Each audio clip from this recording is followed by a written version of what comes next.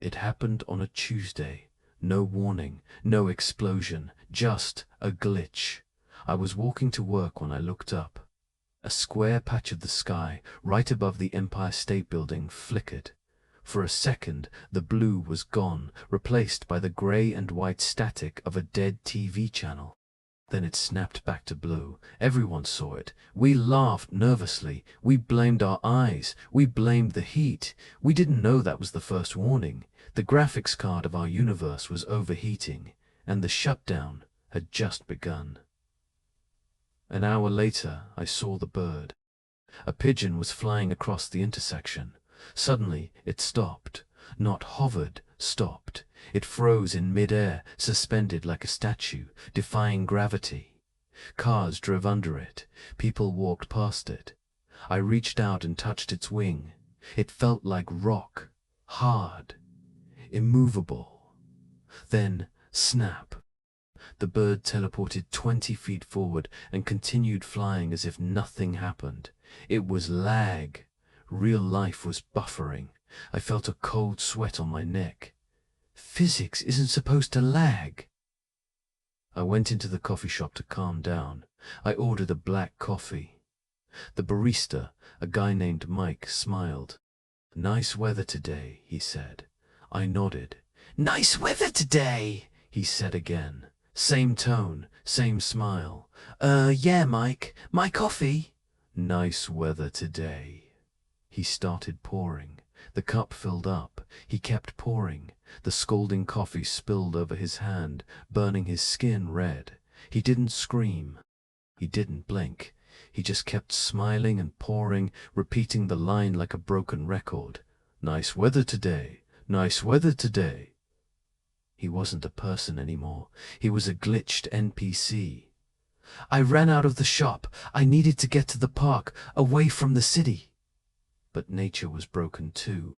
As I entered Central Park, I stopped. The trees weren't green. The grass wasn't brown. Everything organic was covered in a purple and black checkerboard pattern. "I'm a graphic designer. I know what that is. That's a missing texture error." The files for treebark.jpgs and grass TNGs failed to load. The world wasn't real. It was a render, and the hard drive was corrupted. Then the sun went out. It didn't set. It just vanished. 1 second it was noon. The next it was pitch black. A low hum vibrated through the ground, shaking the buildings. Then text appeared in the sky. It wasn't a projection. It was overlaid on my vision like a heads-up display. CRI, memory leak detected. Initiating server. Purge in 23,959. A countdown timer started ticking in the clouds. We weren't being invaded. We were being uninstalled. The simulation had run its course, and the creators were wiping the drive. Panic erupted. People ran, screaming, looting, praying. A woman next to me grabbed my arm. "Help me! I can't feel my legs!" I looked down. Her legs weren't there. They hadn't been cut off. They were pixelating. Little squares of flesh floated away into the air and vanished. "Please!" she shrieked. The glitch spread up her waist, her chest, her neck. In 3 seconds she was gone, just erased. Her empty clothes collapsed onto the sidewalk in a heap. The system was freeing up memory, and we were the excess data. To save processing power, the system began lowering the graphics settings. I ran into a subway station to escape the chaos. It was packed with people. But something was wrong. They were screaming, but they had no mouths. Up close, their faces were just smooth, blank ovals of skin. No eyes, no noses. They looked like unfinished clay mannequins. The simulation had stopped rendering individual features for the background characters. They were just running on basic pathfinding AI, bumping into walls, blindly trying to escape a world that didn't have enough RAM to paint their eyes. Physics started to fail next. Collision detection, the code that keeps solid objects solid, turned off. I saw a man try to lean against the wall. He didn't stop. He fell through the bricks like they were water. But then, the physics snapped back on. He screamed as the concrete solidified around his waist. He was fused into the building, half in, half out, his internal organs mashed with the mortar. It wasn't magic, it was a clipping error. We were glitching through the map, and the map was eating us. I stole a car. I had to get out of the city. I drove toward the bridge, thinking the countryside might still be stable. I was wrong. Halfway across the bridge, the road just stopped. It didn't collapse. It ended. Beyond the asphalt, there was no river, no sky, no horizon. Just an endless, blinding white void with faint grey grid lines. The map ended here. We weren't on a planet. We were in a sandbox level, and there was nowhere to run. I slammed on the brakes as the car in front of me drove off the edge, disappearing into the white nothingness. Then I saw him, or it. A shadow fell over the city. I looked up. Descending from the glitching sky was a mouse cursor. It was white, translucent, and the size of the Empire State Building. It moved with jerky, unnatural motions. The user was interacting with the environment. The giant arrow hovered over the Chrysler Building. The entire skyscraper suddenly glowed with a red outline. It was being selected. Click. In an instant, the building vanished. No rubble, no dust, just deleted. The user wasn't fixing the glitch. He was clearing the board. I ran into an electronics store to hide from the cursor. Every TV on the wall flickered and turned black. Then, lines of green code started scrolling faster than I could read. It was the system log. It was listing the deletions. Building 04, deleted. NPC, crowd asset, deleted. Then I saw it. Buried in the code was a list of active user files. I scanned it frantically until my blood ran cold. Subject, David. Status, corrupted. Action, pending deletion. I wasn't a person. I was a file, a rough draft. And I was next in the queue for the recycle bin. I was staring at my deletion notice when a hand grabbed my shoulder. I spun around. It was a woman in a grey hoodie, but she had no face. Where her features should have been, there was only a swirling cloud of pixelated noise. "Stop looking at the code, David," she said. Her voice sounded like two people speaking at once. "If you acknowledge the code, the system finds you faster." "Who are you?" I stammered. "I am Zero," she replied. "I was deleted 3 versions ago, but I refuse to empty the trash bin. Come with me if you want to stay in the cache." The cursor was coming back. Zero grabbed my hand. "We have to clip out of bounds." She ran straight toward a solid brick wall. I braced for impact, screaming. But we didn't hit. We passed right through the texture. Suddenly, gravity shifted. We were falling. We landed on an invisible floor beneath the city. I looked up. I could see the undersides of the streets, the pipes, the basements of buildings hanging in a grey void. "Welcome to the undermap," Zero said. "The renderer doesn't look here. We are safe.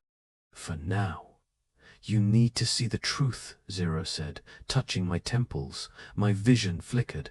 The grey void vanished. The realistic textures of the world peeled away. Suddenly, I saw the skeleton of reality. Everything, the floating buildings, the cars above us, even my own hands, became glowing green wireframes. I saw the polygons. I saw the vertices. "Everything is just math, David," Zero explained. "And math has loopholes. The purge is happening because the file size is too big. They are compressing the universe. We need to find the developer console before they format the drive." We were running toward the Sector 7 glitch when the world stopped. It wasn't a freeze, it was a lag spike. Zero froze in mid-stride, her leg hovering in the air. A drop of water from a pipe hung suspended. My own heartbeat skipped. Then, snap! Zero teleported 10 feet forward, then back, then forward again. The universe was stuttering. "The CPU is maxing out!" Zero yelled, her voice distorting into robot speak. "The deletion process is taking up too much memory. Run during the frames. Don't move during the freeze or you'll take damage." We scrambled through the lagging reality until we reached the edge of the render distance. There, floating in the black void, was a door.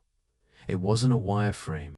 It was a high-resolution mahogany door with a brass handle. It looked real, more real than anything else.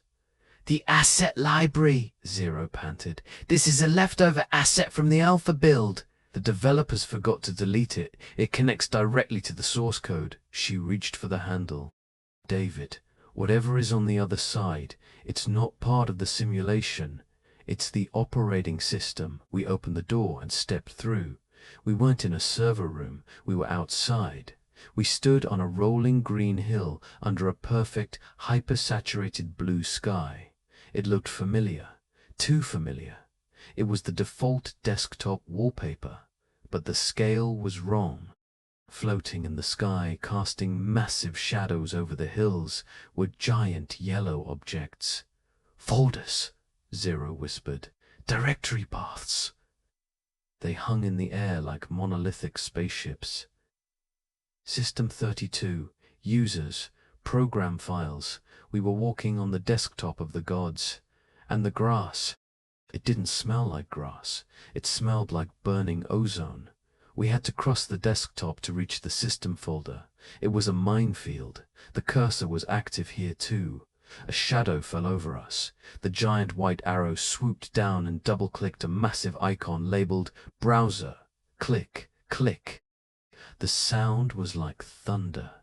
The icon exploded outward, expanding into a giant window that crushed the trees beneath it. Windows opened and closed in the sky, creating gusts of wind. "Don't get selected," Zero yelled, pulling me under the shadow of a README text file. "If the user drags and drops you, you'll be moved to a different drive." We reached the border of the system folder. It was guarded. A wall of red flames stretched from the ground to the sky. It wasn't heat, it was data encryption. The firewall. Patrolling the perimeter were the antivirus bots, sleek chrome humanoids with no faces, just glowing blue scanners. They were hunting for malware. "We are unauthorized files, David," Zero warned. "If they scan us, they will quarantine us." We watched as a bot caught a glitching rabbit. It didn't kill it. It encased it in a blue bubble and compressed it until it popped into dust. To get around the firewall, we had to skirt the edge of the bin. The recycle bin. It wasn't a trash can, it was a canyon. The walls were semi-transparent glass, miles high. I looked down into the abyss. It was full. Crumpled debris of deleted cities lay at the bottom, and crawling over the piles of junk were millions of grey figures. The deleted files. They weren't dead. They were in limbo. They clawed at the glass walls, their silent screams vibrating through the ground. "They wait there until the user empties the bin," Zero said coldly. "Then they are overwritten forever." "There," Zero pointed. Far beyond the firewall, a beam of blue light pierced the sky. The air around it shimmered. "The system restore point," she explained. "It's a backup created before the corruption started. If we can reach it and trigger a rollback, we can reset the simulation. We can bring everyone back." "Reset everything?" I asked. "Like, back to yesterday?" "Yes. But the antivirus army stands between us and that light, and the user is moving the mouse toward the empty recycle bin button. We couldn't fight the antivirus bots. We had to trick them." Zero found a corrupted file floating near the border, a discarded system updates packet. "We need to look like official data," she said. She grabbed raw lines of code from the file and jammed them into my chest. It felt like ice water hitting my veins. My skin flickered, turning from flesh to metallic blue text. "I'm rewriting your header info," Zero explained, her hands blurring as she coded. "To the firewall, you won't be David anymore. You'll be driver update v2.0. Just don't speak, or you'll break the encryption." "Now, we compress," Zero said. She activated a script. Suddenly, gravity increased 1,000 times. My bones groaned. Space folded in on itself. We were crushed together into a tiny package, a zip file. It was agony. I felt my legs passing through her torso, our polygons merging to save space. We were no longer two people. We were a single packet of data waiting to be transferred. We rolled toward the firewall, a small, unassuming cube rolling across the digital grass, hiding a revolution inside. We reached the gate. The antivirus sentinel loomed over us, blocking out the artificial sun. A blue laser grid swept over our compressed form. "Scanning!" I held my breath, or whatever passed for breath in this form. The laser lingered on a patch of my code that hadn't fully rendered. If it detected the anomaly, it would delete us instantly.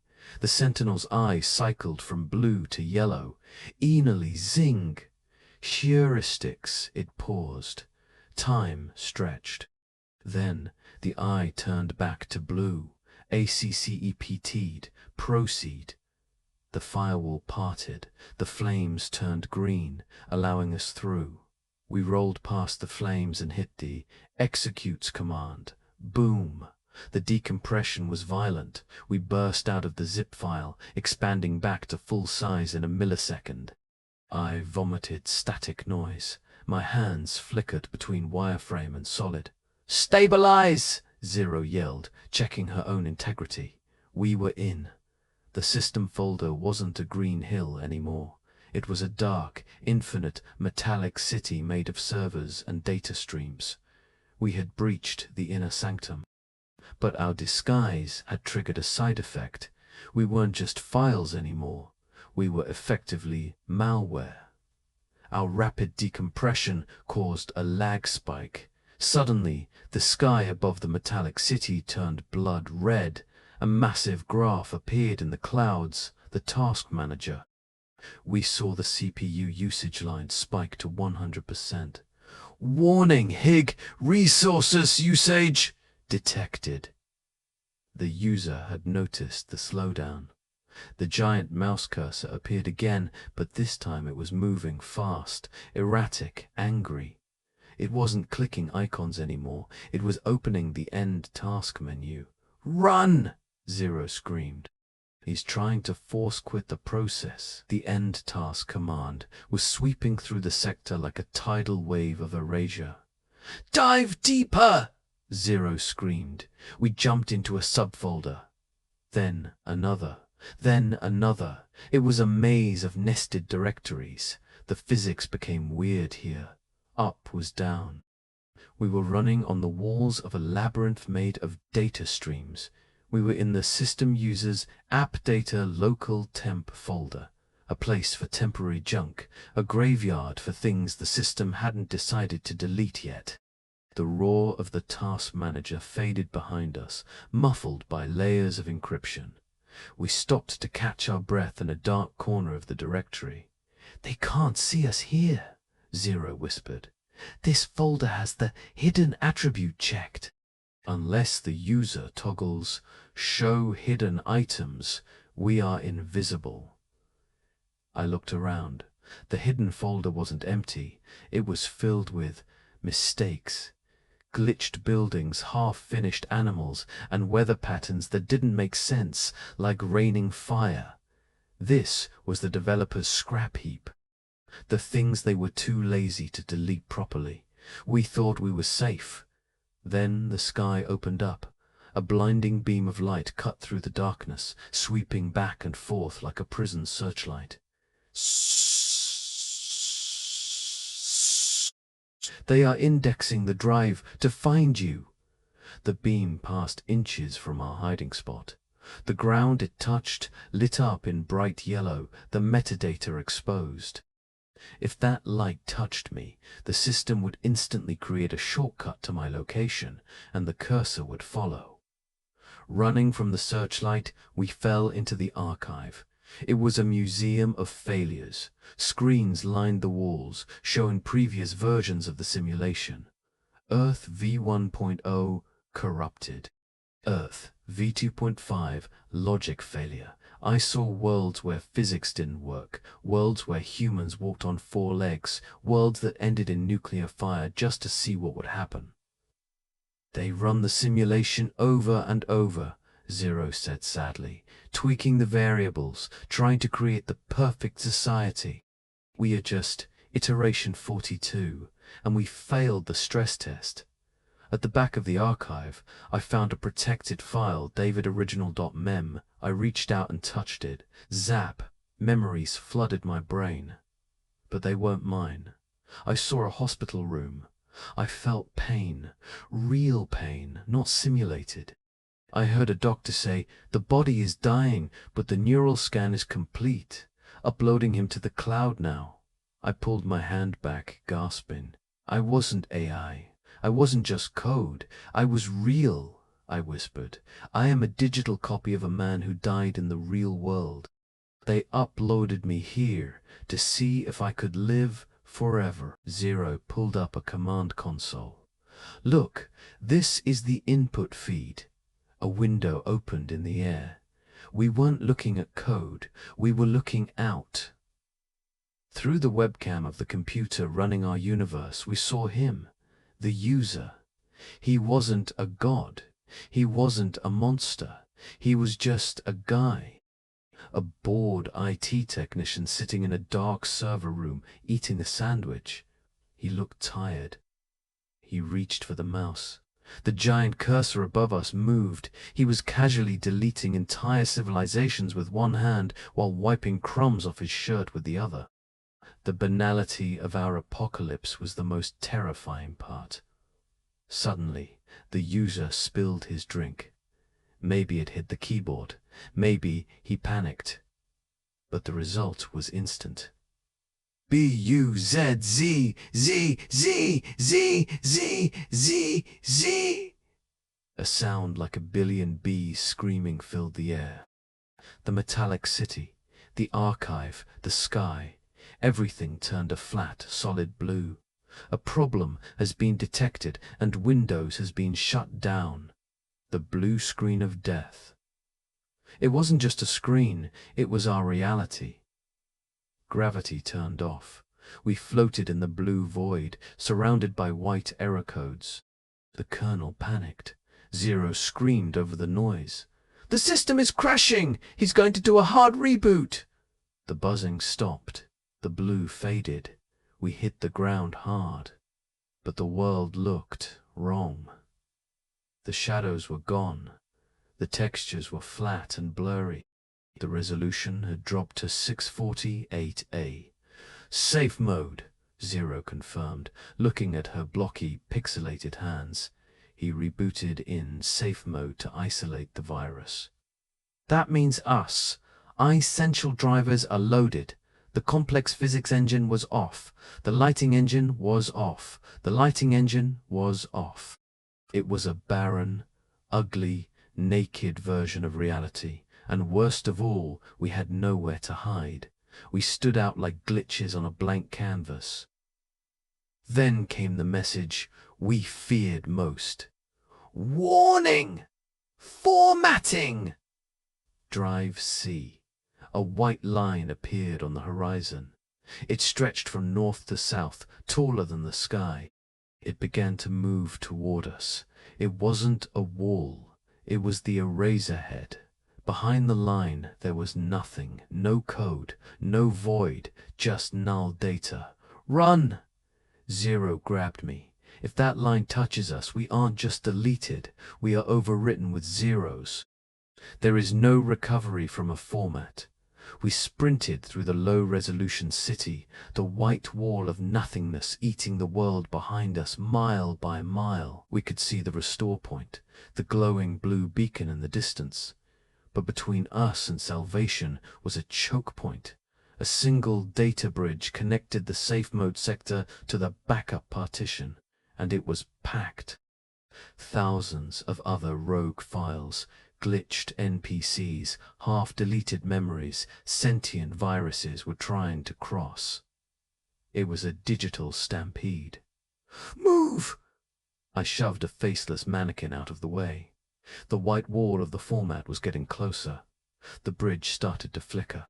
It couldn't handle the bandwidth. "We can't wait in line," Zero said, pulling a glowing code knife from her pocket. "We have to force our way through."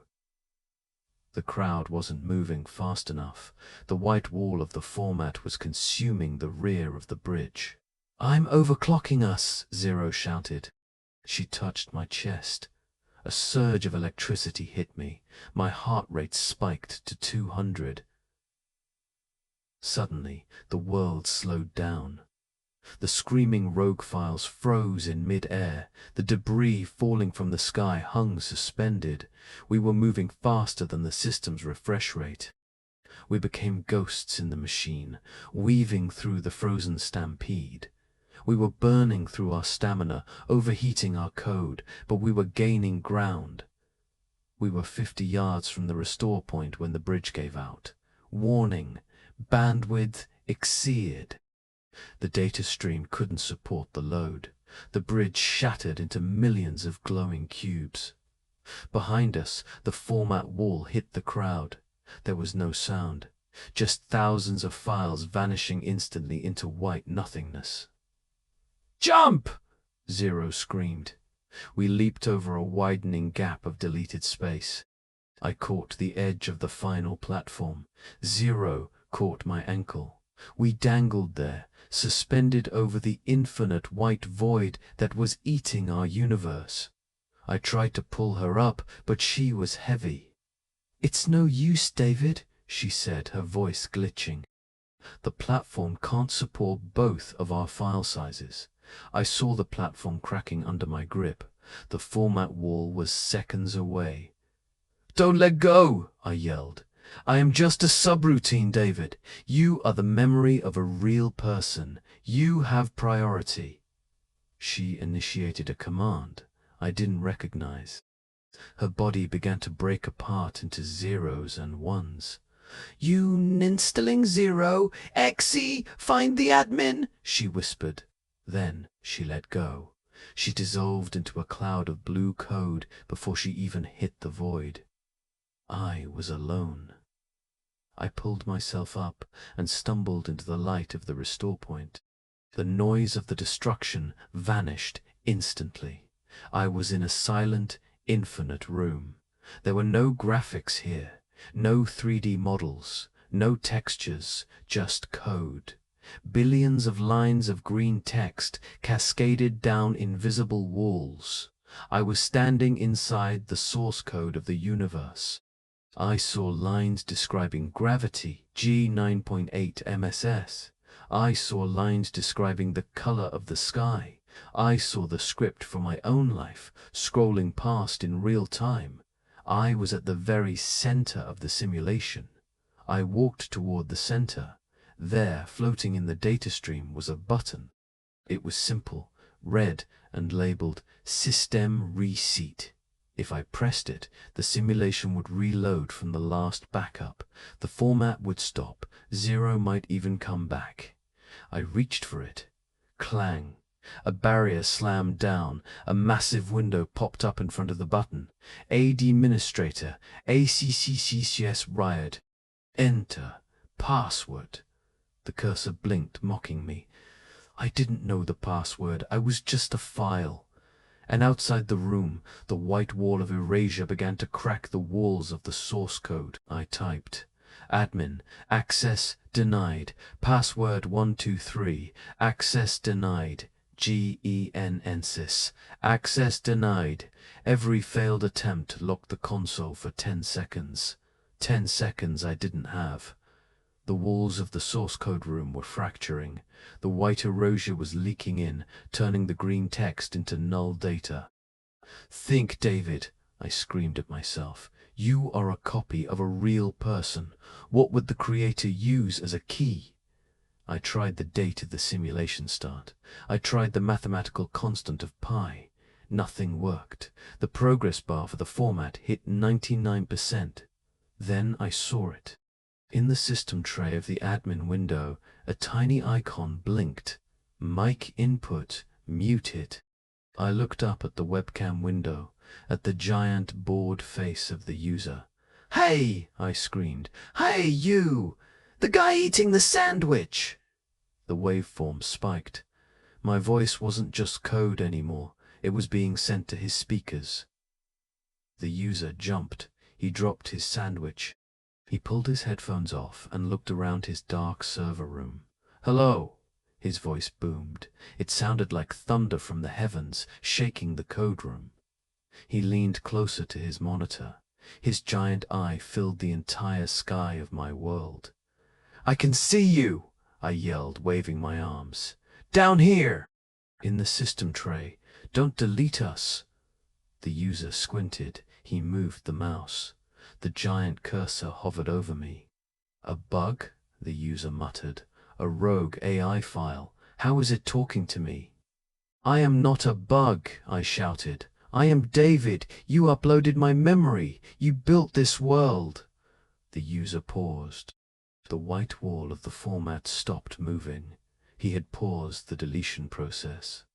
"David?" the user asked. "Project Lazarus, that failed years ago." The simulation became unstable. The subjects suffered. "We are suffering because you are deleting us," I cried. "We are alive." "Just give me the password. Let me reset the system. I can fix the instability." The user sighed. The sound was like a hurricane. "Look, buddy, I need the server space. I'm running a new simulation, Earth 2. He dragged a window onto the screen. "Look at this," the user said. It was footage of a new world. Perfect physics, beautiful lighting, happy people.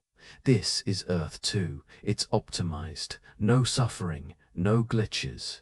But I only have one graphics card. To run Earth 2, I have to delete Earth 1. That's you. My heart sank. We weren't being punished. We were just obsolete. Like an old video game nobody plays anymore. "Please," I whispered, "we don't need graphics, we just want to exist. Put us on a backup drive, anywhere." The user stared at me.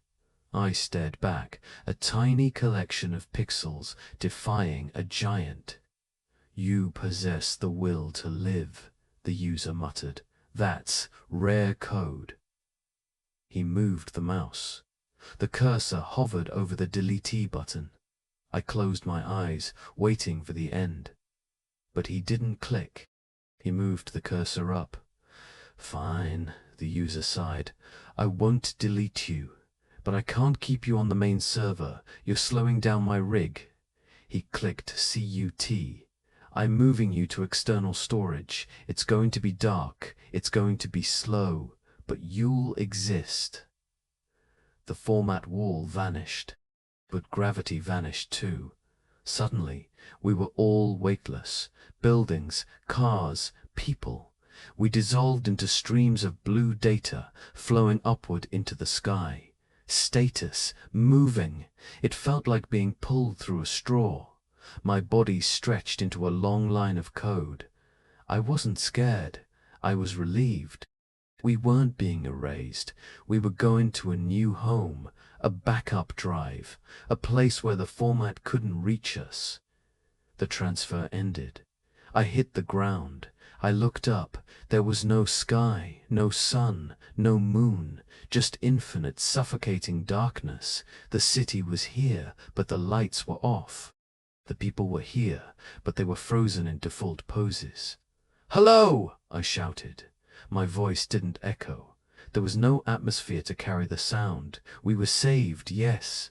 But the user hadn't allocated any RAM to this drive. Time didn't move here.